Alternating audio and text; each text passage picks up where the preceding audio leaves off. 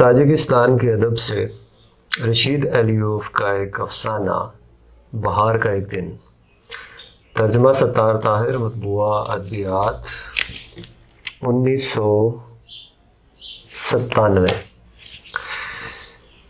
بہار کا ایک دن۔ نور لیف کی شادی کے دن ایک ایسا واقعہ ہوا جو اب کہانی بن چکا ہے، اور میں یہی کہانی دہرا رہا ہوں۔ گاؤں میں شادی کے دن کافی چہل پہل تھی۔ نور لیف ویسے بھی گاؤں بھر کا چہیتا تھا، اس لیے گاؤں میں کچھ زیادہ ہی جوش و خروش پایا جا رہا تھا۔ نور لیف کے گھر کے اندر اور باہر گاؤں کے ہر عمر کے مرد جمع تھے، وہ بھی جو دلہن کے گھر دولہا کے ساتھ جانے والے تھے اور وہ بھی جنہیں مدعو نہیں کیا گیا تھا۔ گھر کے کمروں اور صحن میں عورتیں بھی گھوم رہی تھیں۔ شادی کے لباس میں کچھ بہت سج رہی تھیں اور کچھ ایسی بھی تھیں جو شوخ رنگ کے کپڑوں میں کچھ زیادہ ہی بدصورت دکھائی دے رہی تھیں۔ سب دولہا کے انتظار میں تھے، جو غسل کے بعد ایک کمرے میں لباس پہن رہا تھا۔ جب انتظار کی گھڑیاں ختم ہوئیں اور نور لیف کمرے سے باہر نکل آیا تو سب آنکھیں اس کا جائزہ لینے لگیں۔ شادی کے روایتی لباس میں وہ خوب بھب رہا تھا۔ وہ طرح دار جوان تو تھا ہی، دولہا کے لباس نے گویا سونے پر سہاگے کا کام کیا۔ نور لیف کی بوڑھی بیوہ ماں مریم نے اس کے گلے میں سرخ گلاب کے پھولوں کا بھاری ہار ڈالا تو مریم کی آنکھیں بھیگنے لگیں۔ کسی نے کہا کہ اب وہ دلہن کے گھر جانے کا وقت ہو گیا ہے۔ نور لیف مسکرایا، ماں کی طرف ایسی نگاہوں سے دیکھا جیسے پوچھ رہا ہو، ماں اجازت دو تو میں جاؤں۔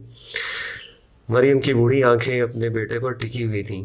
اسے شاید وہ دن یاد آ رہا تھا جب نور لیف کے باپ ایسے ہی سج دج کر دولہا بن کر اسے بیانے آیا تھا۔ اس سے پہلے کہ وہ کچھ کہتی، مردوں اور بچوں کی بھیڑ میں راستہ بناتی ایک جوان عورت بوڑھی عورت کے سامنے آ کر کھڑی ہو گئی۔ سب لوگ اسے تکنے لگے۔ وہ سیاہ لباس پہنے ہوئے تھی۔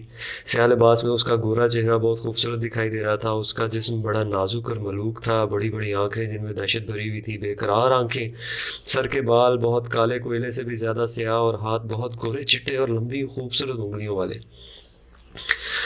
وہ ادب سے بوڑھی مریم کے سامنے جھکی اور جب بولنے لگی تو سننے والوں نے سنا کہ ایسی شیریں آواز اس سے پہلے انہوں نے نہیں سنی تھی۔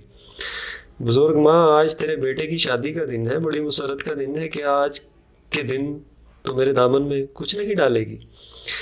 دیکھنے اور سننے والوں نے وہی کچھ دیکھا اور سنا جو دکھائی اور سنائی دے رہا تھا، لیکن وہ یہ تسلیم کرنے پر خود کو راضی نہیں کر پا رہے تھے کہ ایسی نوجوان اور حسین دوشیزہ بکارن بھی ہو سکتی ہے۔ بوڑھی مریم نے اپنی بوڑھی آنکھیں اس کے چہرے پر گاڑے ہوئے پوچھا، تو کون ہے اور کیا چاہتی ہے؟ بزرگ خاتون، وعدہ کرو کہ آج کے دن میں تجھ سے جو مانگوں گی تو مجھے دے دے گی، انکار نہیں کرے گی۔ سال خوردہ تجربہ کار مریم نے کہا، جب میں یہ جانتی نہیں کہ تو کیا مانگے گی تو میں وعدہ کیسے کر لوں؟ سب گویا دم سادھے اس انوکھے مکالمے کو سن رہے تھے۔ میں وہی کچھ مانگوں گی جو مجھے دے سکتی ہے، لیکن اتنا ہی مانگوں گی جتنا میں حق رکھتی ہوں۔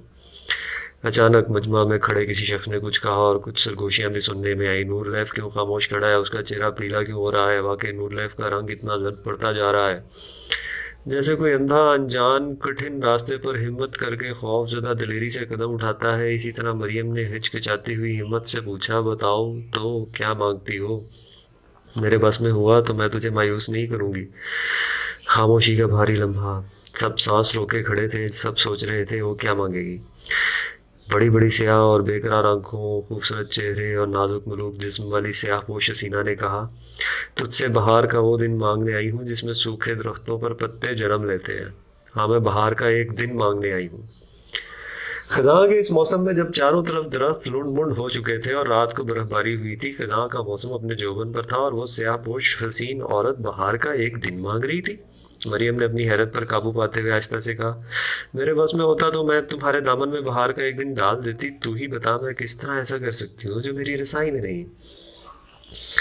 سیاہ پوش حسینہ چیخنے لگی، پوچھ اس سے جو آنکھیں جھکائے کھڑا ہے، پوچھ نہ اس سے جس نے بہار کے پھولوں کی مہک سے لدے ہوئے دن میں مجھ سے وعدہ کیا تھا کہ وہ ہمیشہ میری زندگی کو بہاروں سے سجائے گا، پوچھ اس سے۔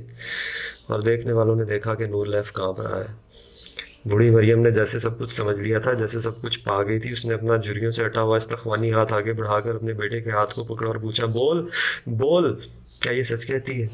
اور پھر عجب لمحہ آیا، اپنی ماں کو ہاتھ کو تھامے نور لیف ہنسنے لگا اور بے ساختہ ہنسی اور پھر یکدم سنجیدہ ہو گیا۔ ماں، تو اسے بہار کا دن دے دے، ماں مجھے اس کے دامن میں ڈال دے۔ ماں تو ہی کہتی تھی کہ میں تیری مرضی کی شادی کروں، میں تیرے سامنے کچھ بھی نہیں کہہ سکتا تھا، مگر دیکھ جس کا میں ہوں وہ مجھے مانگنے آ گئی ہے، ماں ہم دونوں کو بہار کا دن دے دے۔